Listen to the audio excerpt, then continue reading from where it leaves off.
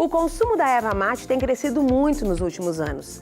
Tradição entre os gaúchos, o chimarrão não é apenas uma bebida, mas uma cultura.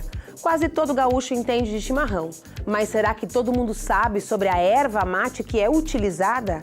Como ela é produzida? Por que umas têm gostos mais amargos do que outras? E o que pode ser feito para melhorar a qualidade da erva mate? Hoje nós vamos conhecer um projeto de pesquisa que tem como objetivo encontrar um método de produção mais eficiente da erva mate. Produzir mais em menor tempo e com maior qualidade. A produção de mudas de erva mate de boa qualidade está entre os maiores desafios do produtor. Quer saber qual foi o método escolhido pelos alunos do projeto de pesquisa aqui da UPF? Então fique com a gente, porque o Universidade Aberta está só começando.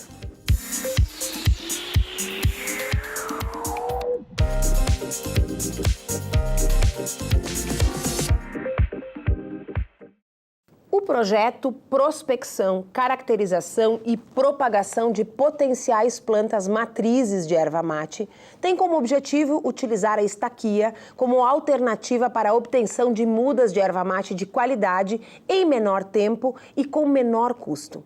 E para conversar sobre esse assunto, eu recebo aqui no estúdio o coordenador do projeto, o professor doutor em agronomia Alexandre Augusto Nienov. Mas antes disso, confere aí uma reportagem produzida pelo Núcleo Experimental de Jornalismo em parceria com a UPF-TV. Hoje somos 7,6 bilhões vivendo no planeta Terra. Em 2050, a população mundial deve chegar a quase 10 bilhões de pessoas. É muita gente disputando espaço em um planeta que não tem mais para onde crescer. Mas o maior problema do crescimento populacional é produzir alimento para alimentar tanta gente. E aí que entra a pesquisa, que vem superando o desafio de produzir mais em menos áreas e com menos impacto ambiental. Quando a gente fala em pesquisa, a gente está considerando que todas as etapas, né, da produção de alimentos, desde lá na propriedade, dentro da propriedade, até chegar na mesa, na nossa mesa, na mesa do consumidor final. Isso, né, depois que o alimento é produzido, ele tem que ser transportado, muitas vezes tem beneficiamento, às vezes é industrializado, entra na fabricação de outros produtos, né? Então tudo isso, armazenamento, tudo desse contexto até chegar na nossa mesa, às vezes fica um tempo lá na prateleira, isso tudo precisa de pesquisa. Cada vez mais empresas e instituições têm se especializado no melhoramento de cultivares, que nada mais são do que as sementes de alimentos para cultivo. É que com o aumento da população, o território para cultivo de alimentos diminui gradativamente. Além disso, as mudanças climáticas e a necessidade de produção rápida só aumentam o desafio para os pesquisadores. A Kênia é pesquisadora em uma empresa de melhoramento genético e fala do trabalho desenvolvido para garantir mais produção e com mais qualidade. Então nós buscamos, além da produtividade, a resistência a doenças, fungos, né? A adaptação a diversos climas, porque nós produzimos aqui, Rio Grande do Sul, Paraná, que é mais o sul do país, e produzimos também no Cerrado, que é Minas, Goiás, Distrito Federal. Então, os trigos têm que ter uma ampla adaptação, assim como as outras cultivares também. Então, é nisso que a gente foca. Não só produtividade, mas também resistência às doenças e uma adaptação aos diferentes tipos de clima, né? Pensando também na qualidade industrial. Além da produção para o mercado interno, o Brasil produz também para mais de 150 países de todo o mundo. Está em terceiro lugar entre os países que mais exportam alimento. A soja, o milho, o café e a cana-de-açúcar são os cultivares que mais se destacam. E isso tem segurado a economia do país. Sem o setor do agronegócio, o país teria deixado de faturar mais de 1 trilhão nos últimos 20 anos. Quando a gente fala em produção de alimentos, a gente sempre dá um destaque ao Brasil. O Brasil é uma referência mundial em termos de produção de alimentos. Muitas tecnologias de produção, né, o Brasil é referência no mundo todo. E da onde que vem o sucesso dessa agricultura, da produção de alimentos? Por que eu falei o Brasil? Porque é um exemplo que a gente tem, né, de sucesso nessa área da agronomia, de agricultura, pecuária, de produção de alimentos. Por quê? Porque todo esse sucesso veio da pesquisa. A pesquisa foi fundamental para a gente ter uma produção de alimentos capaz, né, de atender essa demanda hoje que a gente tem no mundo. Professor, nós estamos falando aí da agricultura, né? Seja bem-vindo ao programa. Obrigado. De hoje. de novo voltando, né, agora com o nosso novo cenário, novos blocos. Isso. A reportagem fala dessa questão da agricultura e do impacto da agricultura no Brasil e, por outro lado, do impacto da produção, do consumo, na própria maneira como a agricultura é feita. Como é que a erva mate, que não é essas culturas mais conhecidas, né, trigo, soja, café, como é que a erva mate é impactada por essa relação entre consumo e produção nos últimos anos? Bem, a erva mate, ela é uma espécie nativa do país, ocorrendo nas regiões acima de 500 metros de altitude do bioma Mata Atlântica. Então, praticamente, pode-se dizer Mato Grosso do Sul, sul do Mato Grosso do Sul, Paraná, Santa Catarina e Rio Grande do Sul, no Brasil, leste do Paraguai e o norte da província de Misiones, na Argentina. São as regiões, a erva mate é endêmica, ela só ocorre nativa nestas regiões. Ou seja, no resto do mundo, se alguém quiser erva mate, tem que plantar. Tem que plantar, exatamente. Inclusive o Uruguai, que é se diz que 85% da população uruguaia, ela consome mate. Mais que nós consumimos, possivelmente. E compram totalmente, principalmente importam do Brasil. Isso que eu ia dizer. Então, essa natureza da erva ser nativa dessas nossas regiões, certo, nos torna grandes importadores. Exportadores, exatamente. E nós, Argentina, vamos dizer assim, que talvez a Argentina, sob o ponto de vista tecnológico, tem dado uma importância há mais tempo e conseguido melhores resultados. E nós, mais recentemente, através da Embrapa, no estado do Rio Grande do Sul, a Emater, enfim, estamos tentando melhorar a qualidade com que nós produzimos a erva mate. Mas ela é uma espécie nativa, consumida sempre pelos indígenas, né, na sua fase inicial, e que é uma forma de exploração extrativista, e ainda, de certa forma, em algumas regiões acontece dessa forma. Seria correto dizer, então, por exemplo, que nós, durante muito tempo, fomos só colhedores de erva mate. Exatamente. E, na medida que houve a chegada dos espanhóis no nosso continente, em contato com os índios, e vendo que essa planta dava mais força, mais energia no trabalho, na guerra, os espanhóis começaram também a consumir, e dessa forma ela foi se difundindo basicamente pelos países de língua espanhola, muito mais do que na área em que os portugueses colonizaram o Brasil. Até porque a região sul do Brasil tem toda aquela discussão no Tratado de Tordesilhas, uma hora pertence a um, outra hora pertence a outro. Justamente. Então, por muitos anos, como era uma área muito grande, que era exatamente a área de ocorrência da araucária, né? Então, nós tínhamos aí uma grande cobertura de araucária nativa e a erva mate crescia embaixo da araucária. Trazida por quem? Pelos pássaros, roedores que vinham em busca do pinhão e, ao mesmo tempo, se alimentavam dos frutos da erva mate e vai disseminando isso. No início do século passado, quando nós começamos a explorar a araucária como madeira, né, e mais a expansão da agricultura, da pecuária, que nós vamos retirando a araucária e vendendo, automaticamente também nós vamos reduzindo a área que existia de extrativismo da erva mate. Então, inclusive, por exemplo, essas outras culturas que nós citamos na reportagem, como trigo, soja, também ocasionaram a retirada das árvores? A necessidade de produzir alimentos, no caso, são alimentos exóticos, não são alimentos nativos. A nossa base da alimentação, tanto de frutas, verduras, grãos, são no mundo inteiro, basicamente, de espécies não nativas daquela região onde ela é consumida. E no Brasil não é diferente. Então, a plantação e a produção de uma cultura não nativa acabou interferindo na produção de algo que é nativo. Que é natural que acontecesse com o aumento da população, a necessidade de produzir mais alimentos. E vendo que a população aumentando no final do século, final do Império, início de República, há uma necessidade maior da madeira. E a madeira disponível era a araucária. E isso teve repercussão, claro que na araucária, que hoje se diz que teria menos de 2% da área original, que nós tínhamos 520 mil quilômetros quadrados de araucária e, portanto, a mesma de erva mate. Se hoje há menos de 2%, consequentemente, na ativa nós também temos menos de 2%. E aí vem a preocupação com o resgate genético desse material, né, que nós e outras equipes de pesquisa têm sido estimuladas a trabalhar, tentando manter esse material genético, né, resgatar esse material genético que ainda existe. Então, hoje, aquela erva que a gente compra no mercado, existe uma distinção. Existe uma erva que é nativa ainda, ou seja, que nasceu e cresceu por conta própria, mas já existe uma erva mate que é plantada, cultivada. Que é chamada cultivada, isso.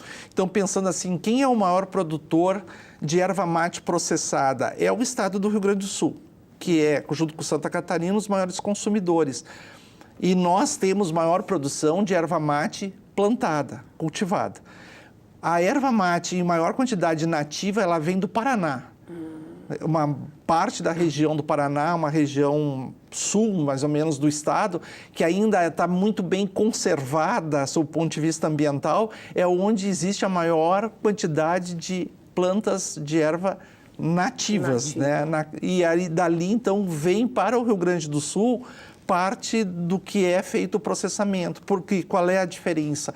A erva mate nativa, ela tem por característica ser uma erva mais suave, por estar numa condição de plantas mais sombreadas, às vezes no meio da mata, enquanto que a erva mate cultivada no sistema que a gente chama solteiro, onde só tem erva mate, ela recebe uma grande quantidade de luz. Há uma produtividade maior até, inclusive, porém, um sabor mais forte, que foi até mais a chamada amargo que você colocou no início do programa, é mais amargo, mais forte. Então, a erva mate nativa, ela vem muitas vezes ou processada sozinha, ou fazendo blends, misturando com a erva mate cultivada, de modo a dar um meio termo para os vários mercados, né, que apreciam uma erva mais forte, uma erva mais suave. Professor, eu consigo pensar, lhe ouvindo, assim, vários fatores para a gente comentar sobre essas ervas mates cultivadas e a erva mate nativa, né? Do ponto de vista da técnica de cultivo e também do ponto de vista do impacto disso no meio ambiente. Porque eu fico imaginando que uma erva mate cultivada, ela também exige espaços de terra, que derruba uma mata que é nativa, aonde se vai cultivar. E a erva mate nativa não, porque ela floresce como parte daquele ecossistema. Na verdade, Bibiana, a gente não se aceita mais que alguém vá retirar uma mata nativa para plantar a erva mate. Ou plantar eucalipto, ou plantar pinos. Quer dizer, nós estamos falando de espécies exóticas e nativas. A ideia é que todo esse material é necessário, a gente precisa da madeira do eucalipto, precisa da madeira do pinos e queremos também saborear a erva mate, né? Mas nós vamos procurar utilizar Utilizar áreas que já em outro momento foram desmatadas, ou muitas vezes áreas de campo, certo? Ou intercalar culturas também? Exato, dá para montar um sistema intermediário, mas assim, hoje na agronomia, na agricultura, por um aspecto até de ambiental, social, a ideia é que se utilize dentro da propriedade aquelas áreas ociosas, muitas vezes, ou não, mas que não derrubando o mato nativo, o pouco ainda que a gente conseguiu preservar. Ao contrário, eu acho que aí vem agora terminado o cadastro ambiental rural, que foi uma exigência do novo Código Florestal, vai haver a necessidade de muitas propriedades recuperarem a sua reserva legal, né? Na região, no estado e boa parte do Brasil, há necessidade de manutenção de 20%, incluindo as áreas de preservação permanente, beiras de rios, beiras de lagos, nascentes, etc. Quer dizer, um movimento agora que está começando. Eu diria assim, talvez a partir do ano que vem, já os produtores rurais que têm algum passivo ambiental e que fizeram o cadastro ambiental rural, eles têm que aderir ao chamado Programa de Regularização Ambiental, o PRA. Esse programa ele vai propor, em 20 anos, a recuperação desses 20% de reserva legal. E é permitido pelo Código Florestal o quê? Plantar espécies nativas, ou, no máximo, que seja 50% da área com espécies exóticas, caso queira, né? E ela pode ser cultivada e plantada e comercializada. Então, eu vejo que a erva mate, por ser uma espécie nativa, tem um espaço muito grande no seu crescimento para ocupar essas áreas de reserva legal, então ser uma área dentro da propriedade que pode render economicamente o produtor. Bom, eu sei que você está curioso, eu também tenho outras perguntas, mas nós vamos fazer um rápido intervalo. E antes, quero conferir o depoimento do Leonardo, que é bolsista do projeto e conversou com a gente.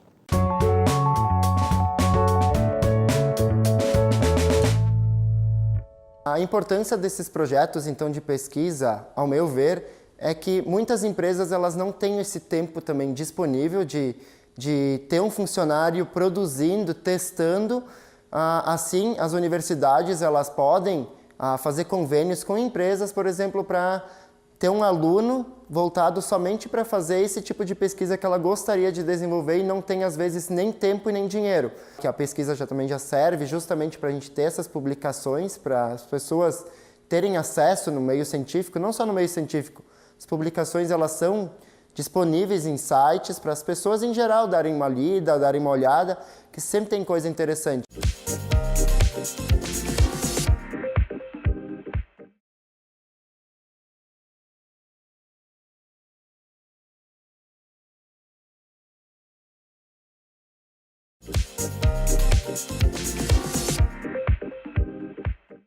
Estamos de volta com a Universidade Aberta e hoje estamos falando de um assunto que quase todo gaúcho entende, o chimarrão.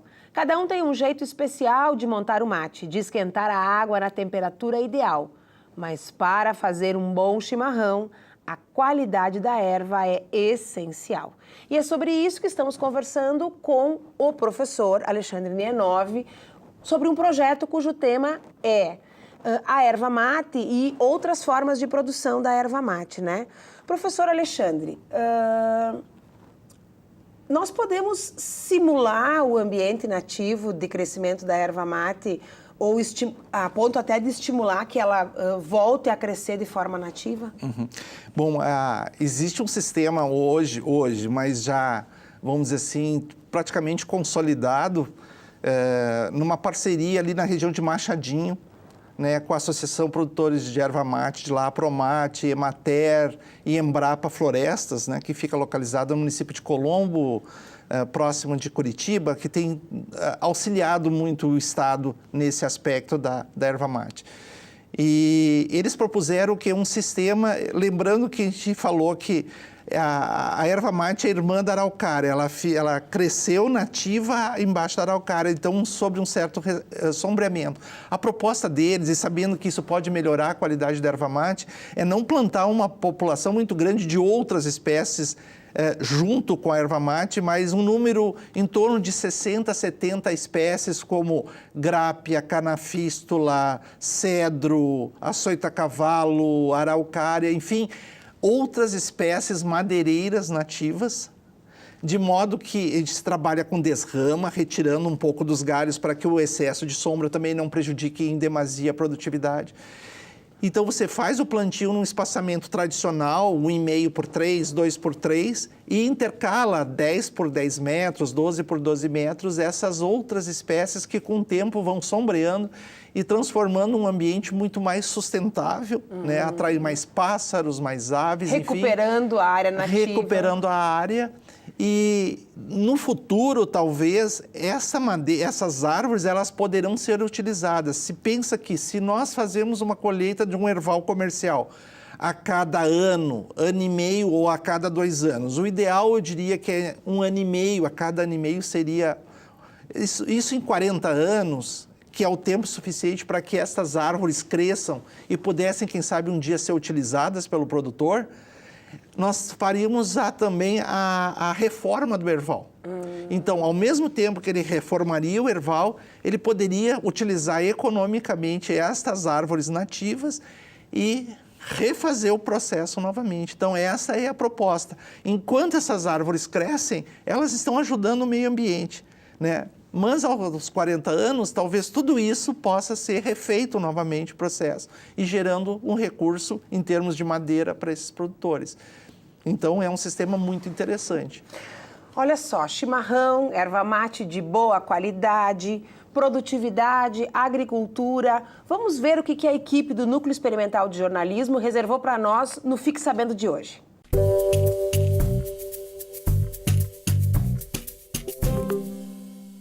Você sabia que o Brasil é um dos países que possui mais regiões agriculturáveis? Com mais de 8 bilhões de quilômetros quadrados, a estimativa de área plantada é de 79 milhões de hectares. O Brasil está em segundo lugar no ranking de maiores exportadores mundiais de alimentos, segundo a Organização das Nações Unidas para a Agricultura e Alimentação. A indústria de alimentos é o que mais emprega no país. Em 2018, gerou 13 mil novos postos de trabalho.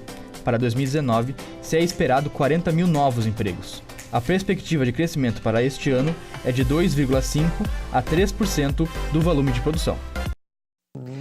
Professor, nós pensando nessa região toda de plantação hoje no Brasil, pensando na recuperação dessas áreas, né, e talvez até retomar o ciclo de produção da erva mate.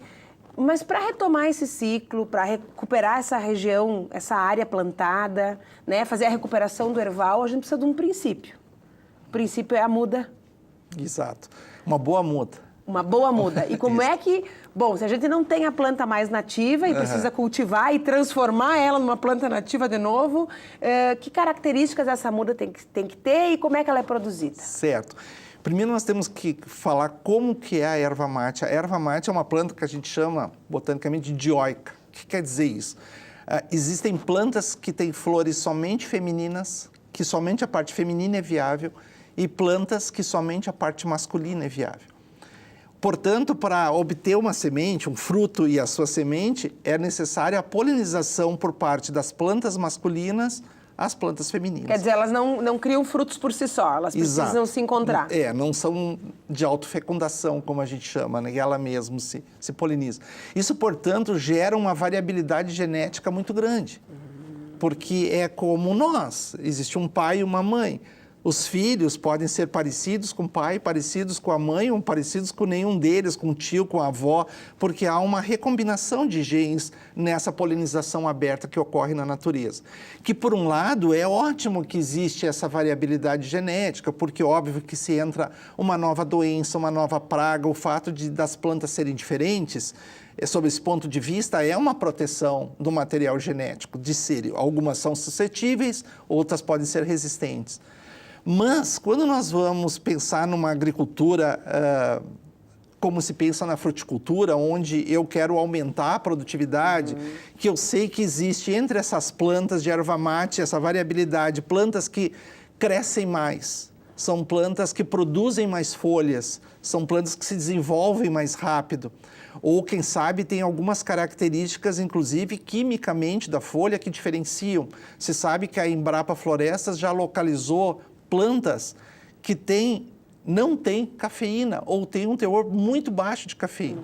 Quando normalmente nós tomamos um chimarrão, a gente quer um chimarrão para, inclusive, além de socializar, é também para nos deixar mais despertos, né? Em função da concentração de cafeína. Mas para muitas pessoas que gostam do chimarrão, a cafeína pode não fazer bem.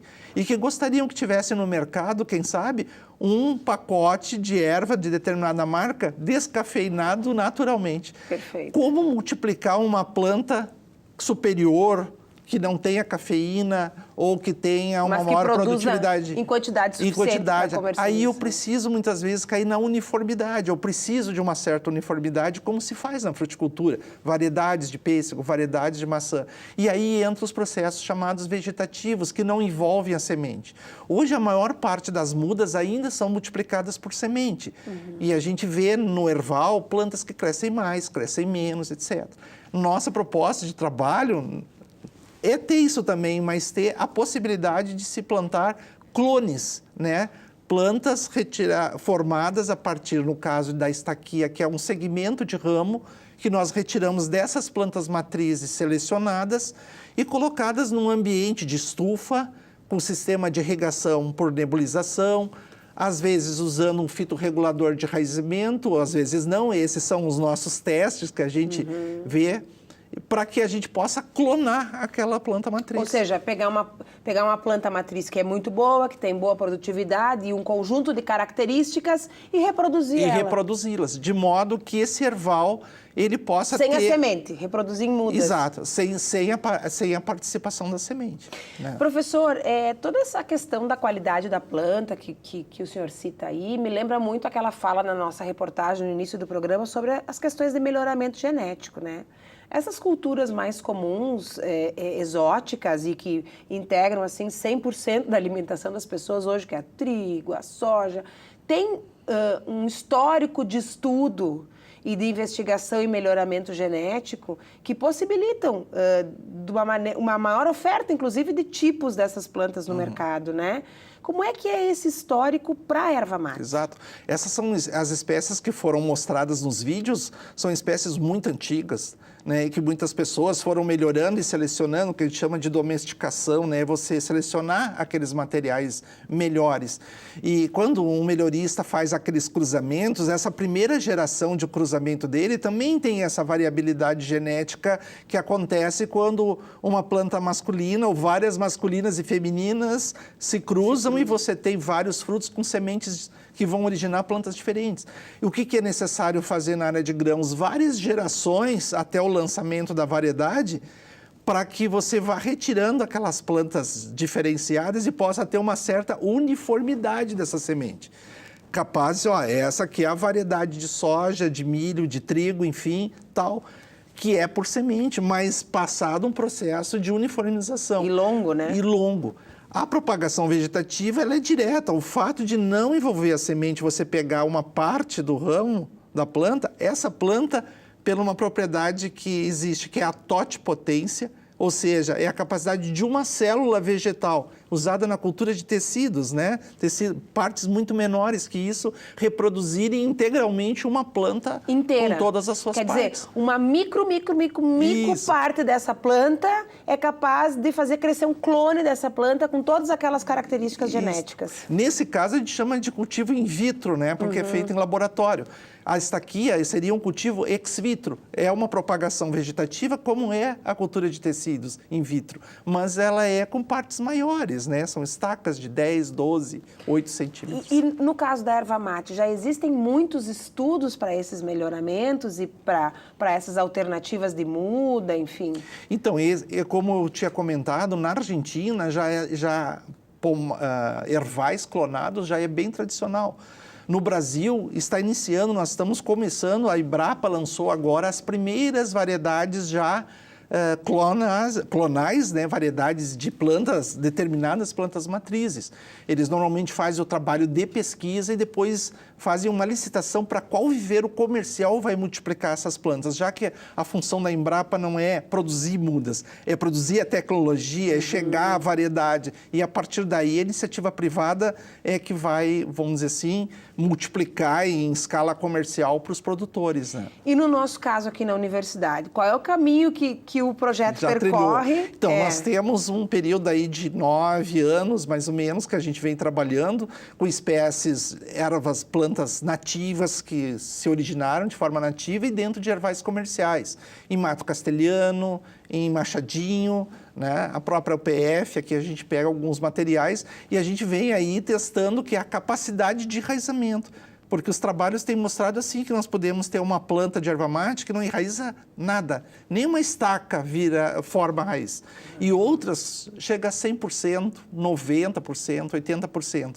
Então, quando me perguntam, às vezes, mas, professor, a erva mate enraiza? Eu digo sim e não. Depende da sorte de ter pego um genótipo, uma planta que tenha mais ou menos capacidade de enraizamento. É muito variável entre plantas. Então, esses resultados que a universidade, através do seu projeto de pesquisa, chegou, eles já foram aplicados. A gente já pode encontrar alguns desses tipos no mercado hoje. No mercado, não, mas no CEPAGRO, no Centro de Extensão e Pesquisa Agropecuária, esses materiais que a gente multiplicou, nós já montamos lá o início de um banco de germoplasma. Nós já temos essas plantas para acompanhar como que ocorre o desenvolvimento no campo.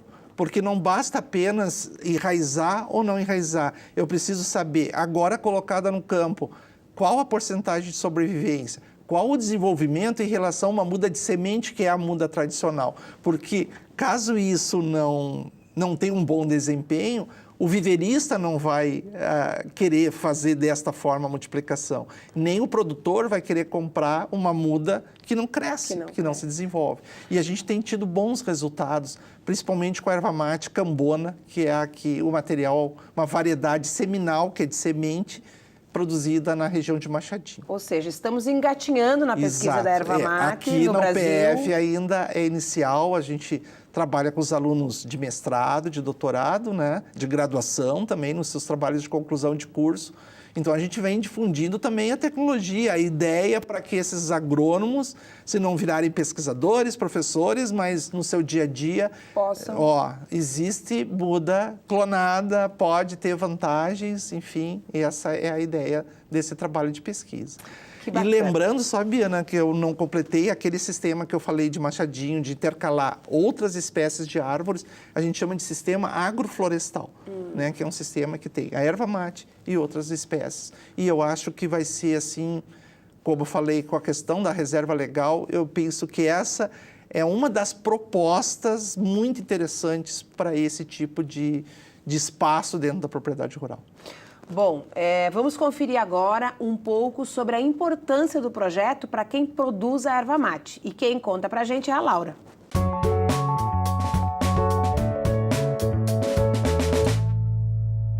Então, a pesquisa científica nas universidades e também nas instituições de pesquisa, ela é fundamental para que se tenha essa ligação, então, da pesquisa com os produtores e que se possa trazer esses resultados aqui de laboratório e para os produtores terem, então, uma maior facilidade na produção de mudas, que essa produção seja mais rápida e se tenha uma produção de erva mate mais uniforme, conforme as características desejáveis dos produtores, que podem ser variadas, não somente uma maior produção, como também se pode se focar em uma característica específica que se queira da erva mate, como, por exemplo, um sabor mais suave ou mais amargo.